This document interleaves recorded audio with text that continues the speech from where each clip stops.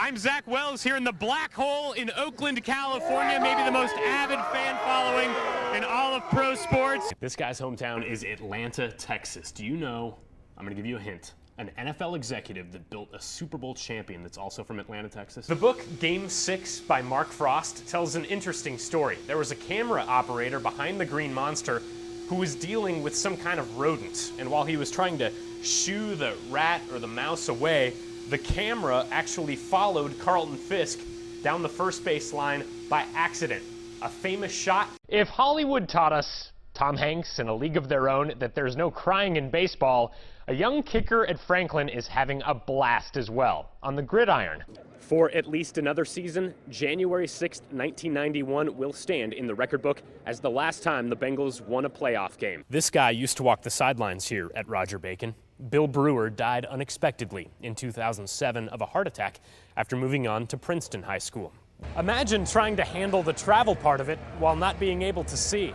Red Zoner Bob Castellini is not about to open up his checkbook for right around $100 million this summer to build for the future. The Zeros tell the story of a dominant performance by Halladay, and one in which he joins Don Larson in the record book. What's one thing you want to say to everybody back in Cincinnati? Start the first rap at 10:30.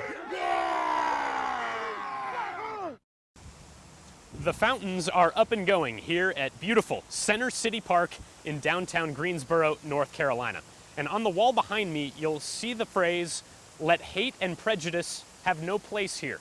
This is about 2 blocks from the old F.W. Woolworth building, a place that changed civil rights in America forever.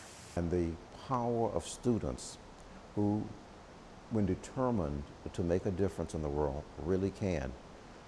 Yes, extraordinary things do come about because of the work of ordinary people. And they did not really know that by their actions that it was going to explode into the city and movement. Going up an escalator and back to her own childhood, Anita Johnson used to shop at this Woolworth with her mother and could order 15-cent cherry pie to take out, but sitting down and eating was for whites only.